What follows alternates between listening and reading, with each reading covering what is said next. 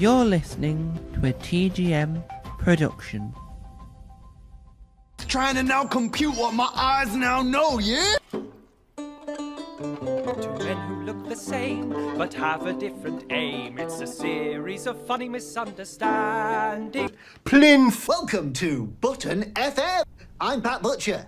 Boo boo boo boo. The greatest teacher in the area. Pat Butcher. Pom pom. Hi, I'm a shouty man. No, I'm losing it. It's gone. Toilet and baboon. Snakes. Great! What are you hunting? What are you hunting? The dog. Hello, and welcome to a bit of a rewrite. A Six Idiot podcast. And we're back for 2023. Woo!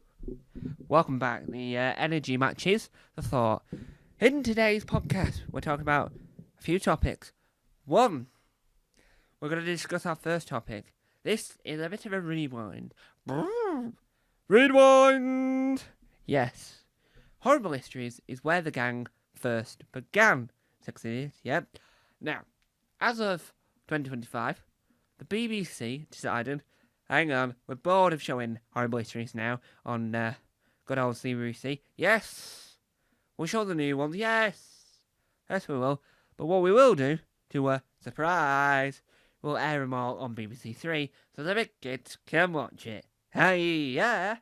So, Horrible History Series 1 to 5 was re-airing in order, including the new stuff from the non-Six Idiots years, airing on BBC Three. It goes Horrible Histories, Top Gear, right? Gavin and Stacey, Mrs. Brown's Boys, right?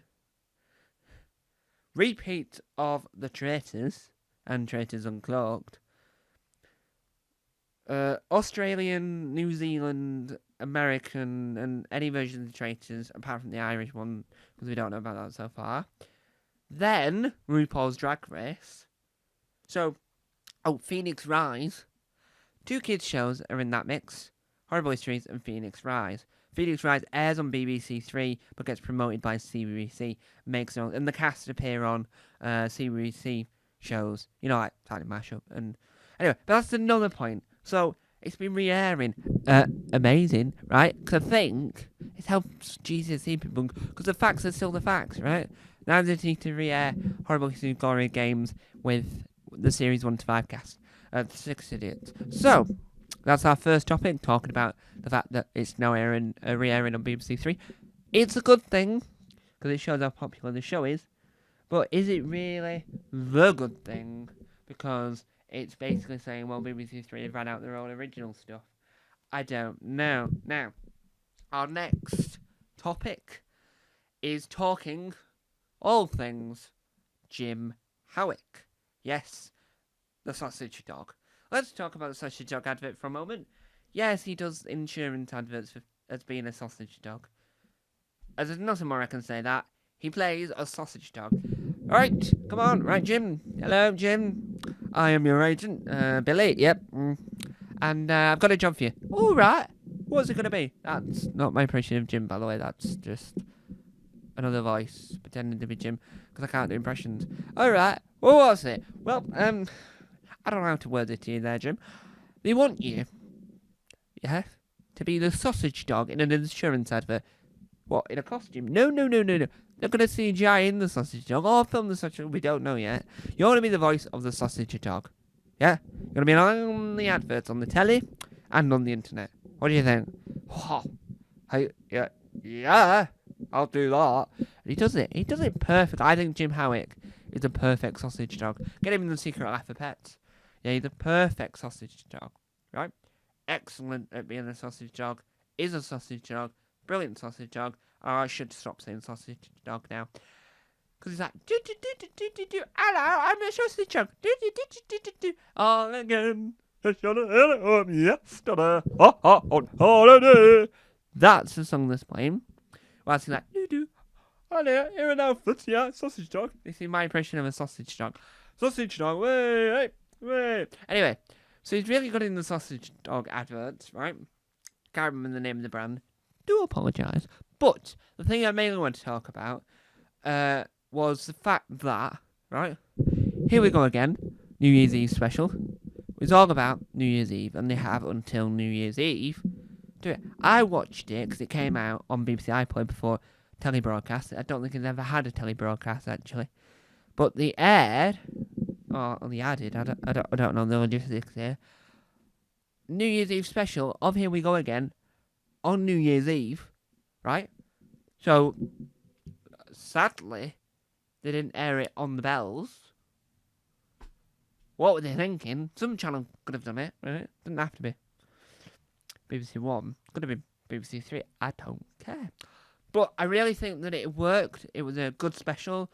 Jim Howick, as always, is a top brass. He basically is the top end of the instruments, apparently. I don't really know what top brass means. I don't know why I said it. But he did an excellent job at portraying this sort of... I don't know how to word it. I reviewed Here We Go Again quite a few times, and I think the first two series have been extraordinary because the pilot left me with such certain hopes for the show, and so having the show continue this amazing. But I think the New Year's Eve special is really good. I think Jim Howick does a lot, and it showcases that Jim doesn't really need the 6 idiots to still be successful, because that's what you want, right?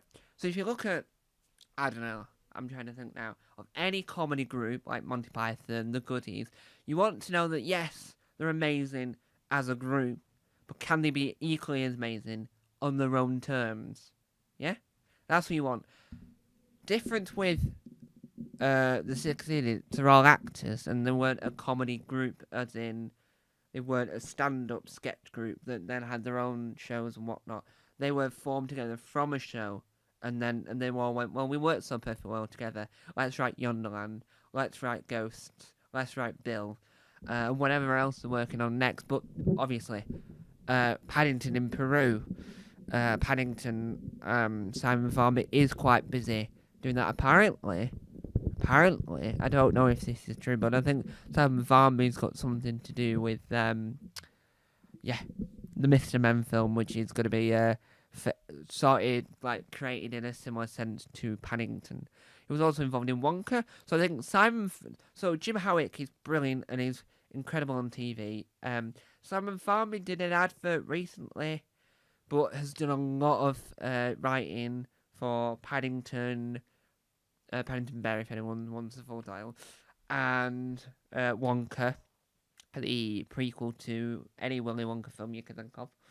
And I think that it's interesting, this, because whereas Ben Wilbond has been appearing in things, right, like Here We Go Again, not Here We Go Again, There She Goes, and a couple of other things that he's popped in and out of, Martha Howard Douglas hasn't, not that I don't think she's appeared in anything. She might have appeared in things that I haven't seen yet, but in my radar, I've not seen her anything. Lawrence Picard created We Are Alien, I think it was, for Dave, which was a comedy special, pilot thing. Didn't make it to a full series, but then Dave started airing it as a series, which makes no sense. Yeah. So I think that as a whole, the 6 idiots are really busy. The reason why I've excluded Matt Baton there, because I'm going to mention him in a moment. I think Jim Howick did an excellent job at being in this special. I think it was an excellent special, and I think it deserves all the praise it's going to get. Then let's talk about Matthew Baton. Now, I do own a YouTube channel that covers this topic. Not Matthew Baton specifically, but the thing he was on. So I am going to talk briefly about this, not too much. But Matthew Baton within Taskmaster and Taskmaster Champions of Champions. Let's discuss his series of Taskmaster. He was in series 17. I think Matt Baton was in series 17, I think, of the UK version of Taskmaster. So I think... So he was in Champions of Champions recently. Champions of Champions in 4. Itchy Leg. And he did an excellent job. Obviously, didn't sort of. I don't know how to word it. It's incredibly hard to word the fact that he was playing himself in a show full of challenges. If you've never seen Taskmaster, full of challenges. I think what really worked well for Taskmaster is that he has that energy. Everything he's in, right? No matter what program he's in, he has that energy that you sort of want from Taskmaster. So he's got the acting chops to act on energy, but then as himself dressed as a basketball player, wearing a basketball jersey and all that, it just enhances Matt Baton in himself, and he's like, yes, yes, yes, and you're like, woo, yeah, woo. And there's one, I can't remember what the task is, but he had to sing, he started singing, and it was just off the wall. It's when you think about it, right? Really think about Matthew Baton as a whole. He's off the wall, right? In Taskmaster. He's not himself, as in, not the usual self we see on TV, but he is a inspired, genuinely genius sort of person. I know he doesn't do stand-up, because he's a comedy actor. He has done non-comedy stuff. But he is brilliant. He appeared, is one point, he appeared in an episode of the US version of Ghosts. Played an actor. He did a really good job in that. But I'm gutted that they didn't try and shove UK Ghosts into that universe by adding some sort of, like, nod to it. Because that would have been brilliant. And I think that, overall, Matthew Baton's series of Taskmaster is in the top 10 list. Not just because of Matthew Baton, but because of Jason Mantzoukas, who was in that series. He sort of stole the show in a sense of it was new, it was different, but I think that Matthew Baton just added to that generic, like, stupidness and wildness, because you wouldn't get that in any other sense. So I think Matthew Baton really good, and I'm glad he ended up being in Champions to Champions 4, because the more Matt Baton, the better. Luckily, hopefully, this means that we'll get the other 6 idiots involved. I can't see Martha Howard Douglas doing it. Sorry if I've got her last name wrong. Can't see that happening. And I can't see Simon Formby doing it. But I can see Lawrence Pickard and Jim Howitt doing it. Because they seem like the people that would. I just think Simon Formby is focusing on his writing career now, rather than his performance career as much. So I just don't think he would say yes. But who knows? Who knows? Now let's talk about our final topic. The future of the franchise, that is Ghosts. Rumours have been going here, there, and even everywhere that Ghosts, the BBC version, the UK version, was returning for a big screen film. At this point, that would not be possible. That would not work. That would fail like it's no one's business. Why would it fail like it's no one's business? Well, it's not because of the cast. It's due to the fact that there is, at this point in time, an American version, a French version, a German version, a Greek version, an Australian version, right? And I know, like, the US version of The Office was really popular, and they did a spin-off of the UK Office with David Brent, Life and the Rot of the film, yeah? But that takes the Office setting, signal out the one and only Ricky Gervais and David Brent character, and takes him into a film, right? Separate from The Office, so that's that character. So you're not comparing it. Now, because the US Ghost is still happening, it won't work, because with a film like The Ballad of Walrus Island, you have to sell it internationally. The Ballad of Walrus Island is a British film. You sell it internationally so that audiences around the world can enjoy it. And then you do press tours in America. But because they already have a press tour going for US Ghosts, and they have to say, oh, it's based on this UK program, and it was brilliant, and Mark Hamill's a fan of the American and the UK version, and all this, that, the other, right? But having a film about the UK version would sort of confuse the marketing in America. You could do it here, but it was a TV film just for BBC TV. Yeah, excellent. Works perfectly. Would be amazing. But having it for American, so that international people can watch it, would just confuse it. Once the American version has ended, then you can consider bringing it back because it won't sort of confuse people that have never seen the original and never knew about the original. Right? So it's like, if you watch Patience now, the Channel 4 drama, and then they made well, they obviously do a series of its original, but then if they made a film of Astrid Murder in Paris, make it like, boom, and you hear about it, and you're going, but isn't that just Patience, but in French? And then you're like, yeah, well, I'm not going to watch that then, am I? And that's the issue. So, even though some people wouldn't mind, even though there's a large audience that wouldn't care, I think, personally, from a marketing standpoint, that wouldn't work. That wouldn't be able to work, and that would confuse the water far too much. Now, the book being released, 2 books, 2 ghost books, is brilliant. I don't know if the second ghost book is on Audible yet for audio book listeners, but I think that the book really does say, yes, we want to continue this archive of ghosts, but we don't really want to continue it on TV, so we can do this thing. And it worked incredibly well. The book's brilliant. I've not read the second one, but the first one is brilliant. So, overall, we're going to end the episode off there. We talked about Matt Baynton in Taskmaster and Taskmaster Champions of Champions 4, where I think that he did an excellent job at showcasing that the 6 Idiots can do Taskmaster, which means more can join. I do think it was itchy back. I do think it was an interesting move going with the basketball clothing, but it did work. I can't think of a memorable moment due to the fact that too many moments were memorable, but I do think it was a cracking series overall. I think that Jim Howick's Here We Go Again special was as brilliant as it's ever been, and I can't wait for the next series. Sam Farby's doing excellent. Itchy back again, sorry, further up this time.